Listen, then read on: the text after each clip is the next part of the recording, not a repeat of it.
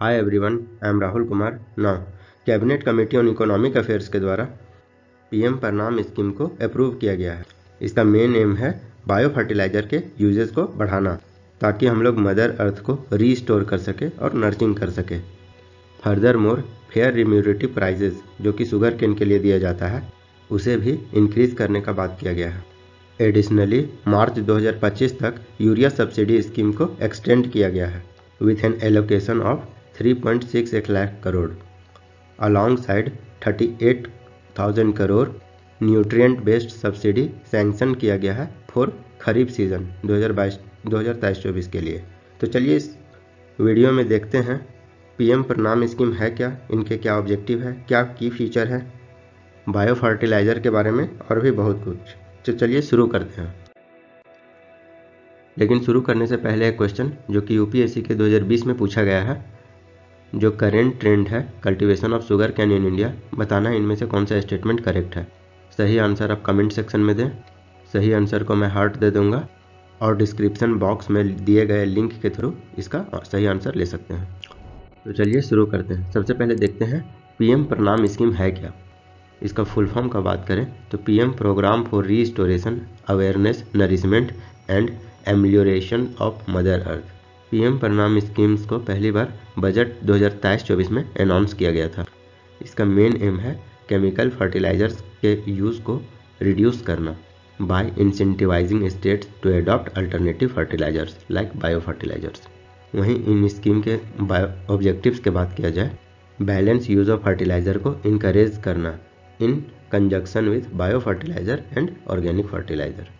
और गवर्नमेंट बहुत सारे सब्सिडीज देती है केमिकल फर्टिलाइजर में, which was around 2.25 lakh crore in 2022-23, उसको रिड्यूस करना, सब्सिडी बर्डन को कम करना। चलिए अब इस स्कीम के की फीचर्स के बारे में जानते हैं। पहला, फाइनेंसिंग। जो फर्टिलाइजर सब्सिडीज मिलता है under scheme run by department of fertiliser ministry of chemical and fertiliser के थ्रू, उसको सेविंग करना, उसको फाइनेंशियली कम करना। पीएम प्रणाम स्कीम को इसके लिए कोई सेपरेट बजट नहीं बनाया जाएगा। सेकेंड की फीचर है सब्सिडी सेविंग एंड ग्रांट्स।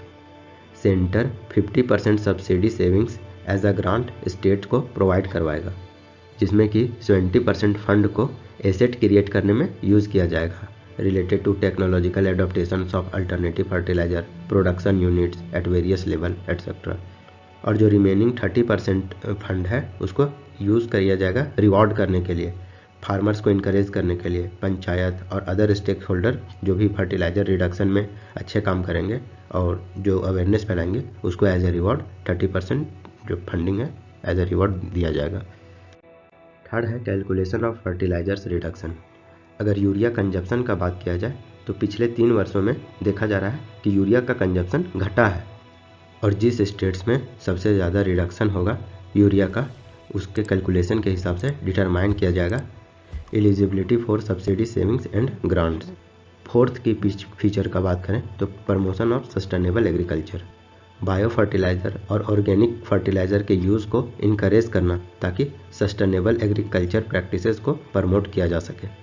इससे सॉइल फर्टिलिटी और इन्हेंस होगा, जो इन्वायरमेंटल पॉल्यूशन है उसमें रिडक्शन देखने को मिलेगा, और लॉन्ग टर्म में एग्रीकल्चर प्रोडक्टिविटी है उसको एक सपोर्ट मिलेगा, उसमें एक प्रोडक्टिविटी में एक बढ़ावा देखने को मिलेगा। चलिए अब हम लोग थोड़ा सा समझते हैं बायो फर्टिलाइज़र है क्या।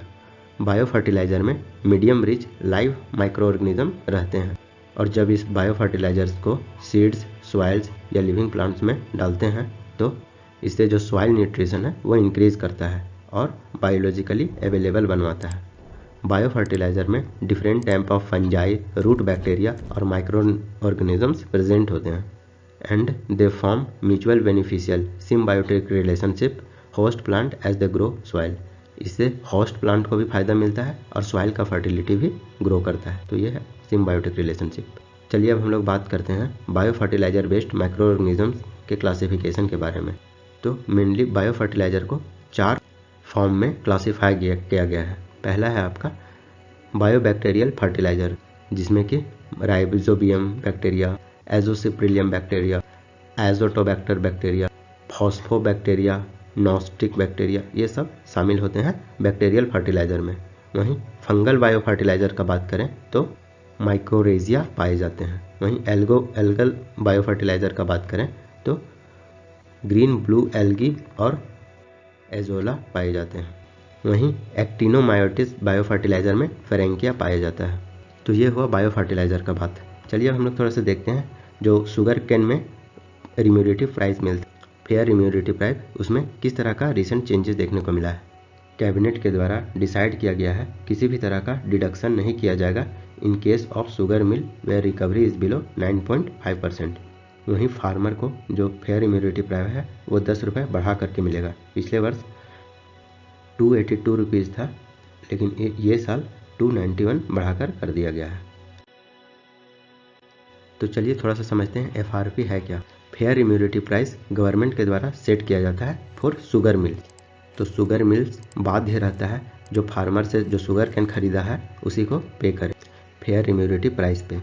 पेमेंट एंड एग्रीमेंट का बात किया जाए, mills are legally required to pay the FRP to the farmers for their केन।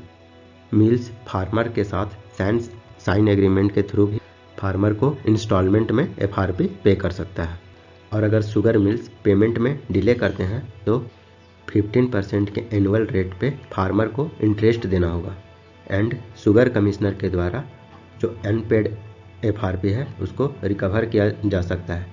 जो शुगर मिल्स का प्रॉपर्टीज़ है उसको अटैच किया जा सकता है शुगर कमिश्नर्स के द्वारा। चलिए इसमें देखते हैं गवर्नमेंट के क्या रेगुलेशंस हैं। ये जो शुगर केन का प्राइस है उसको एक स्टैट्यूटरी प्रोविज़न के थ्रू गवर्न किया जाता है।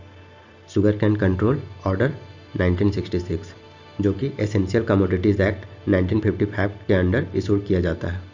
और इस रेगुलेशन के हिसाब से जो फेयर रिम्यूरेटिव प्राइस फार्मर्स को मिलता है उसको 14 दिनों के भीतर पे किया जाना जरूरी है।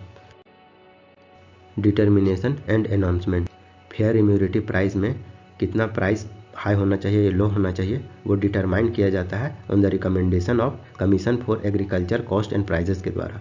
तो CCEA के द्वारा अनाउंस किया जाता है FRP फेयर रिम्यूरेटिव प्राइस। अब चलिए देखते हैं FRP तय करने के लिए कौन कौन से फैक्टर्स को कंसीडर किया जाता है।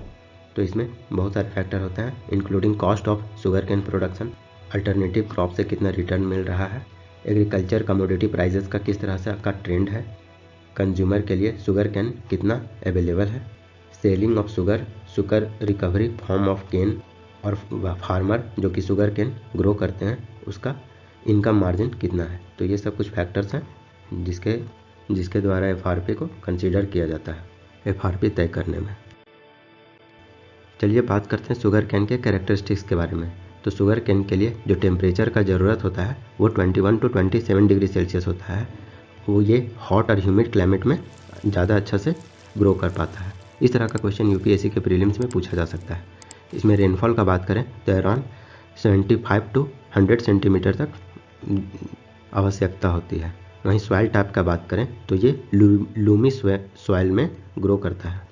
Top sugar cane producing state का बात किया जाए तो उसमें से UP, महाराष्ट्र, कर्नाटका, तमिलनाडु और बिहार है। वहीं वर्ल्ड में बात किया जाए तो इंडिया सेकेंड लार्जेस्ट प्रोड्यूसर है शुगर कैन का आफ्टर ब्राज़ील।